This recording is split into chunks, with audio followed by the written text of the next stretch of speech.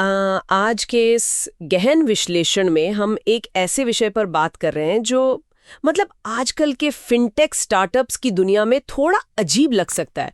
आज जहां हर कोई बस रातों रात एक्सपोनेंशियल ग्रोथ चाहता है, करोड़ों रुपए फूंक कर लाखों यूजर्स जोड़ना चाहता है, वहां एक ऐसी कंपनी है जो बिल्कुल अलग रास्ते पर चल रही है। बिल्कुल, और यही इस चर्चा का सबसे दिलचस्प हिस्सा है। हाँ, क्योंकि देखिए हम आज आनंद राठी वेल्थ लिमिटेड के Q1 FY27 के इन्वेस्टर प्रेजेंटेशन, उनके अर्निंग कॉल ट्रांसक्रिप्ट्स और फाइनेंशियल डैशबोर्ड का विश्लेषण कर रहे हैं।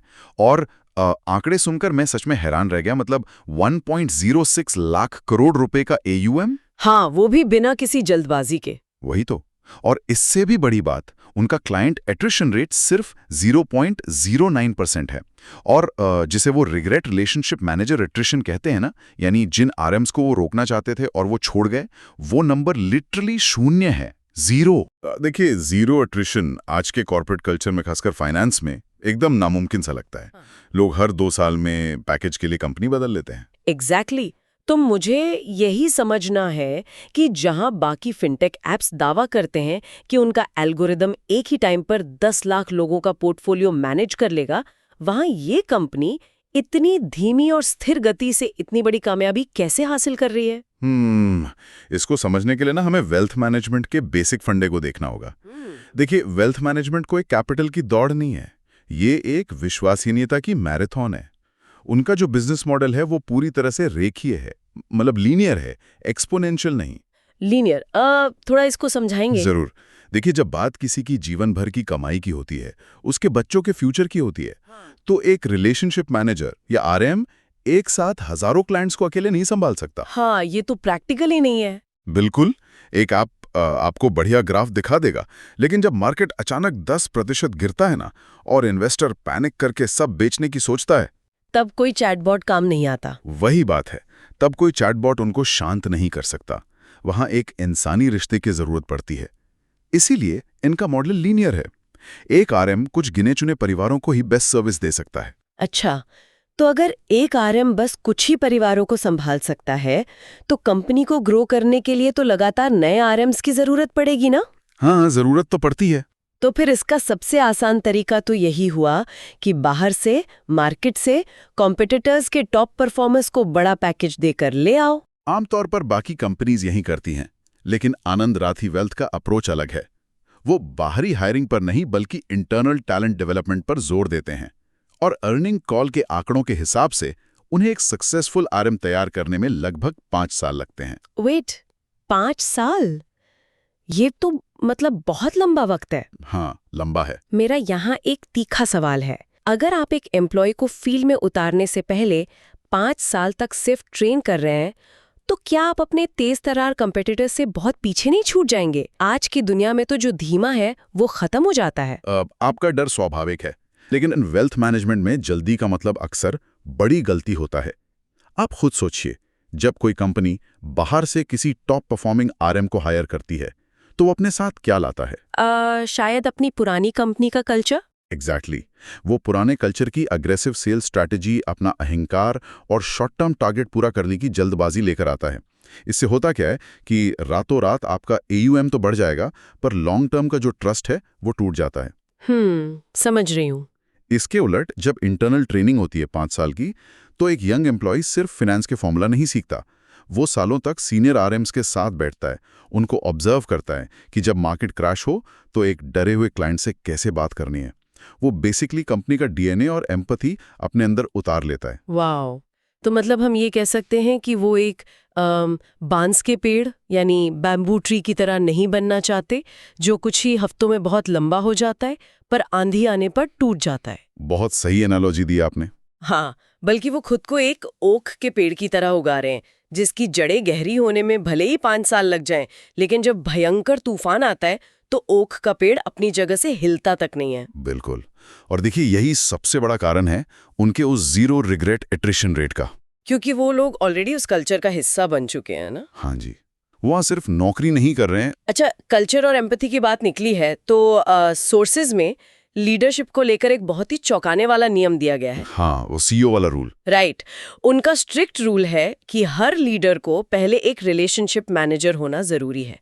मतलब यहाँ तक कि जो कंपनी के सीईओ हैं, जॉइंट सीईओ हैं और यूनिट हेड्स हैं, वो लोग आज भी एक्टिव रूप से क्लाइंट्स का पोर्टफोलियो मैनेज करते हैं। और इसका डायरेक्ट असर उनकी एम्पैथी पर पड़ता है। पर मुझे एक बात बताइए, क्या ये थोड़ा माइक्रो मैनेजमेंट नहीं हो गया? मतलब अगर कंपनी का सीईओ दिन में 4 घंटे क्लाइंट्स के साथ फोन पर ये समझाने में निकाल रहा है कि पोर्टफोलियो 5% क्यों गिरा, तो फिर कंपनी को एक बड़े विजन की तरफ कौन ले जाएगा? देखिए, बाहर से देखने में ये जरूर माइक्रो मैनेजमेंट लगता है, पर अर्निंग कॉल में लीडरशिप ने इसको बहुत क्लियरली एक्सप्लेन किया है। वेल्थ मैनेजमेंट में क्लाइंट की नब्ज पकड़ना ही सबसे बड़ी स्ट्रैटेजी होती है। अच्छा। हाँ, जब सीईओ खुद क्लाइंट के डर या उसकी उम्मीदों को डायरेक्टली फेस करता है ना, तो उसे जमीनी हकीकत पता होती है। उसे पता होता है कि उसके जूनियर आरएम्स हर रोज किन परेशानियों का सामना कर रहे हैं। राइट, एक कनेक्शन बन जाता है। बिल्कुल। ये जमीनी जुड़ाव टॉप मैनेजमेंट और ग्राउंड लेवल एम्प्लॉइज के बीच एक इनविजिबल ब्रिज बनाता है। इसीलिए लोग कंपनी छोड़कर नहीं जाते। और इसका एक और फायदा है, ये चीज उनके प्रोडक्ट डिजाइन को भी डायरेक्टली इन्फ्लुएंस करती है। प्रोडक्ट डिजाइन से मुझे उस सर्वे की याद आ गई जो प्रेजेंटेशन में मेंशन किया गया है। 6155 इन्वेस्टर्स का जो बड़ा सर्वे था। सच कहूं तो इसके नतीजे शेयर मार्केट को लेकर जो हमारी आम धारणा है ना, उसकी धज्जियां उड़ा देते हैं। हाँ, वो रिजल्ट सच में सरप्राइजिंग थे। हमें लगता है कि जो भी मार्केट में पैसा लगाता है उसका एक ही मकसद होता है, निफ्टी को बीट करना और ढेर सारा मुनाफा कमाना। लेकिन फिगर्स कुछ और ही कहानी सुनाते हैं। इस सर्वे के हिसाब से इन्वेस्टर्स की टॉप 3 प्रायोरिटीज में सबसे ज्यादा रिटर्न का तो कहीं जिक्र ही नहीं है। वेट, हाईएस्ट रिटर्न लिस्ट में नहीं था? नहीं था, क्योंकि नंबर 1 प्रायोरिटी है रिस्क एडजस्टेड रिटर्न्स। नंबर 2 पर है एक ऐसा पोर्टफोलियो बनाना जिसमें निफ्टी के मुकाबले कम रिस्क हो। और नंबर 3 है कंटिन्यूअस और रिलायबल क्लाइंट सर्विसिंग। ये बहुत बड़ा पॉइंट है। मतलब इन्वेस्टर ये नहीं कह रहा कि मुझे निफ्टी से डबल रिटर्न दिला दूं, वो कह रहा है कि मुझे निफ्टी से कम रिस्क चाहिए। बिल्कुल, क्योंकि देखिए, जब कोई अपनी पूरी जिंदगी की कमाई लगाता है तो रातों रात अमीर बनने से ज्यादा डर उसे अपना पैसा खोने का होता है। इसीलिए कंपनी क्लाइंट सेंट्रिसिटी के एक बहुत बेसिक असूल पर चलती है, sell what you buy. Sell what you buy मतलब ये कि वो क्लाइंट्स को सिर्फ वही फाइनेंशियल प्रोडक्ट्स बेचते हैं जो वो खुद अपने या अपने परिवारों के लिए खरीदना पसंद करेंगे, वो नहीं जिसमें मार्केट में सबसे मोटा कमीशन मिल रहा हो। और शायद इसी विश्वास को बनाए रखने के लिए उन्होंने बैकवर्ड इंटीग्रेशन वाली स्ट्रैटेजी अपनाई है।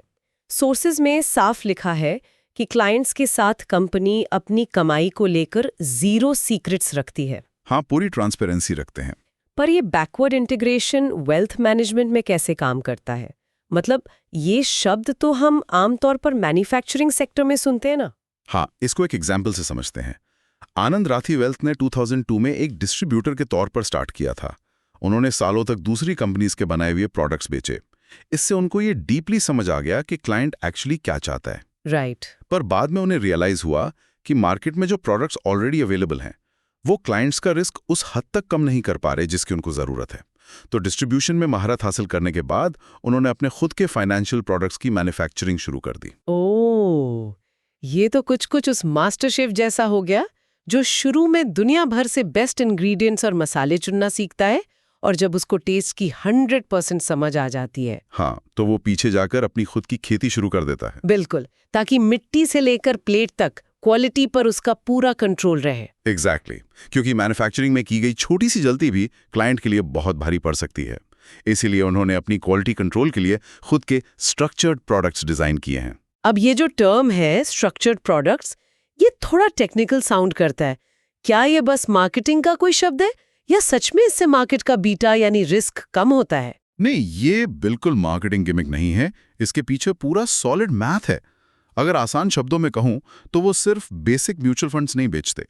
उनके स्ट्रक्चर्ड प्रोडक्ट्स में फिक्स्ड इनकम जैसे डेट इंस्ट्रूमेंट्स और इक्विटी डेरिवेटिव्स का एक बहुत ही स्पेशल मिक्स होता है। अच्छा, मतलब डेट और इक्विटी का कॉम्बो। हाँ, और इसको इस तरह डिजाइन किया जाता है कि जो डेट वाला हिस्सा है वो क्लाइंट की प्रिंसिपल अमाउंट को सेफ रखता है और जो डेरिवेटिव वाला हिस्सा है वो मार्केट की तेजी का फायदा उठाता है। तो इसका मतलब अगर मार्केट बुरी तरह क्रैश भी हो जाए तो भी प्रिंसिपल अमाउंट सेफ रहेगा। बिल्कुल, ये एक तरह का कुशन या गद्दे का काम करता है जो मार्केट के झटकों को एब्जॉर्ब कर लेता है। हाँ, अब समझ आया कि लोग निफ्टी से कम रिस्क क्यों मांग रहे थे और कंपनीज को प्रैक्टिकली कैसे दे रही है। और एक और चीज़ मैंने सोर्सेज में पढ़ी थी, पेरिफेरल सर्विसेज के बारे में। क्योंकि देखिए, इन्वेस्टमेंट सिर्फ शेयर खरीदने तक तो रुकता नहीं है, इसमें पेपर वर्क, टैक्सेशन और लीगली काफ़ी चीज़ें होती हैं। जो कि रिटेल इन्वेस्टर्स के लिए सच में एक बड़ा सरदर्द होता है। हाँ, इसीलिए इन्होंने ट्रांजैक्शन फ्रिक्शन को कम करने पर इतना जोर दिया है। उन्होंने अपने इकोसिस्टम में डिजिटल टूल्स, टैक्सेशन सपोर्ट और एस्टेट प्लानिंग के लिए लीगल मदद भी इंक्लूड कर ली है। मतलब एक क्लाइंट को टैक्स रिटर्न भरने के लिए या कोई लीगल पेपर बनवाने के लिए अब 10 अलग-अलग लोगों को फ़ोन नहीं करना पड़ेगा। बिल्कुल नहीं, सब कुछ एक ही छत के नीचे। और इससे उनका एवरीडे एक्सपीरियंस इतना स्मूथ हो जाता है कि लोग दशकों तक कंपनी छोड़ने के बारे में सोचते भी नहीं। देखिए, ये सब सुनने में तो बहुत ही परफेक्ट लगता है। Linear model, empathy, transparency, peripheral services. लेकिन आखिर में शेयर मार्केट में तो नंबर्स बोलते हैं। क्या ये इतना धीमा और सब्र वाला मॉडल सच में प्रॉफिटेबल है? और यहीं पर Q1 FY27 के फाइनेंशियल डैशबोर्ड के नंबर्स तस्वीर क्लियर करते हैं। इस क्वार्टर में कंपनी ने 17.5% की साल दर साल यानी YOY ग्रोथ दर्ज की है और उनका रेवेन्यू 322 करोड़ रुपए रहा है।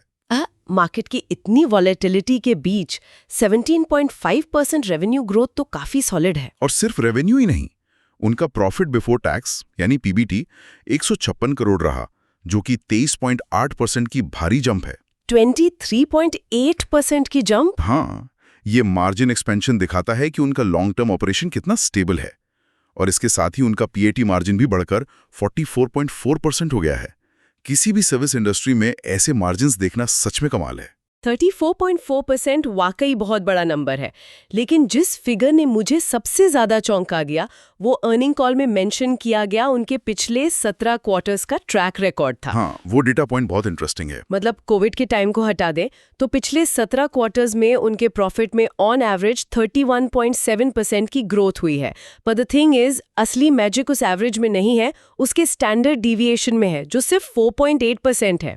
थोड़ा इस स्टैंडर्ड डिविएशन वाले पार्ट को एक्सप्लेन करेंगे? हाँ, मतलब देखिए, आसान भाषा में 31.7% की एवरेज ग्रोथ बहुत बढ़िया है, पर ये जो 4.8% का डिविएशन है, ये बताता है कि ये प्रॉफिट किसी एक लकी क्वार्टर या बस बुल मार्केट के भरोसे नहीं है। उनकी अर्निंग्स इस एवरेज के आसपास बिल्कुल कसकर बंधी हुई है, कोई रैंडम उतार चढ़ाव नहीं है इसमें। एग्जैक्टली। ये मैथमेटिकल कंसिस्टेंसी ही तो इन्वेस्टर्स को सबसे ज्यादा कॉन्फिडेंस देती है। हाँ, ये बिल्कुल उस बड़े समुद्री जहाज जैसा है जो भयानक तूफान में भी बिना हिले डुले अपनी मंजिल की तरफ बढ़ रहा हो। मार्केट भले ही क्रैश हो, उनका मॉडल उन्हें बचा लेता है। और इसी भरोसे का नतीजा है कि इस क्वार्टर में उन्हें 2,743 करोड़ रुपए का नया नेट फ्लो मिला है। वाओ!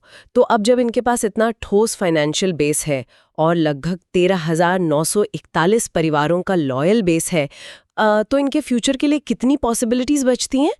अगर हम इंडिया के बाकी म्यूचुअल फंड मार्केट को देखें तो वहाँ क्या सिचुएशन है? अगर आप ग्लोबल स्केल पर देखें तो इंडिया में म्यूचुअल फंड की पेनिट्रेशन अभी भी बहुत ही ज्यादा लो है, करीब 6.9%। सिर्फ 6.9%? हाँ, जबकि डेवलप्ड नेशंस में ये फिगर कई गुना ज्यादा होता है। तो ये 6.9% साफ दिखाता है कि इंडियन मार्केट में आगे चलकर एक्सपेंशन का कितना मैसिव पोटेंशियल छुपा हुआ है। पूरा खुला आसमान है। लेकिन मेरा एक सवाल वापस वहीं आता है, जब मार्केट इतनी बड़ी है तो क्या इस लीनियर और धीमे मॉडल को छोड़कर मास एक्विजिशन करने का लालच नहीं आता? मतलब 13,000 क्लाइंट से सीधा 1 लाख क्लाइंट्स तक क्यों नहीं पहुंचना चाहती है कंपनी? लालच आना ह्यूमन नेचर है, पर इस कंपनी का फोकस सिर्फ कैपिटल जमा करने पर नहीं है, उनका फोकस वेल्थ पर है। और सोर्सेज यही कहते हैं कि वेल्थ अपने आप में इंटरजेनरेशनल होती है। इंटरजेनरेशनल मतलब पीढ़ी दर पीढ़ी। बिल्कुल। कैपिटल बस आज का मुनाफा है, लेकिन वेल्थ का मतलब है कि आज के क्लाइंट के बच्चों और आगे आने वाली पीढ़ियों का फ्यूचर सेव करना। अच्छा, यानी ये बस एक इंडिविजुअल का पोर्टफोलियो नहीं, उनकी पूरी फैमिली लाइन का पोर्टफोलियो बन जाता है। सही पकड़ा आपने। जब आप इस इंटरजेनरेशनल वेल्थ पर फोकस करते हैं तो एक ऐसी क्लाइंट लॉयल्टी बनती है जो किसी भी तरह के टर्नओवर को रोकती है। इसीलिए उनका एट्रिशन रेट 0.09% जैसा ना के बराबर है। उनका टारगेट अपनी कैपेसिटी के हिसाब से 20-25% ग्रोथ का ही है। राइट। तो इनके पास ग्रोथ के स्पेसिफिकली क्या सोर्सेज हैं अभी? मेनली 4 सोर्सेज है। पहला तो एग्जिस्टिंग क्लाइंट्स के एसेट्स पर आने वाला एम्बेडेड ग्रोथ। दूसरा, उन्हीं 13,941 परिवारों के अंदर और डीपर जाना। तीसरा, नए ट्रेंड आरएम्स को सिस्टम में जोड़ना। और चौथा, नए क्लाइंट का एक्विजिशन। इस पूरे गहन विश्लेषण से एक बात तो बहुत साफ हो गई है कि इनका जो 17.5% रेवेन्यू ग्रोथ और 23.8% मार्जिन आया है वो अचानक से नहीं आया। ये पूरी तरह से ट्रांसपेरेंसी, उनका मैन्युफैक्चरिंग वाली बैकवर्ड इंटीग्रेशन, लीडर्स का डायरेक्ट क्लाइंट से जुड़ना और सबसे बड़ी बात एक बहुत ही सब्र वाली लीनियर स्ट्रैटेजी का नतीजा है। तो लॉन्ग टर्म में ऑपरेशन स्टेबल रहता है, मार्केट चाहे जैसा भी हो। सही बात है। तो आज हम इस विश्लेषण को एक सवाल के साथ खत्म करते हैं। हमने देखा कि कैसे ये पेशेंस और इंटरजेनरेशनल वेल्थ पर बेस्ड ओक ट्री वाला मॉडल कितना सक्सेसफुल हो रहा है। पर सोचिए, आने वाले सालों में जब ये लाखों करोड़ों की वेल्थ अगली पीढ़ी के हाथ में जाएगी, यानी जो मिलेनियल्स और जेनजी हैं, जो कंप्लीटली टेक सेवी हैं और जिन्हें सब कुछ जल्दी चाहिए, तो क्या ये पुराना और सब्र वाला मॉडल उनके एक्सपेक्टेशन से मैच कर पाएगा, या इस ओक के पेड़ को भी नए टेक ड्रिवन जमाने के हिसाब से खुद को बदलना पड़ेगा? ये जरूर एक सोचने वाली बात है। बिल्कुल। इन सोर्सेज ने हमें वेल्थ मैनेजमेंट को एक बहुत ही अलग और शांत नजरिए से देखने का मौका दिया। इस जानकारी पर आप खुद भी थोड़ा और विचार कीजिए। आज के इस डीप डाइव में जुड़ने के लिए शुक्रिया।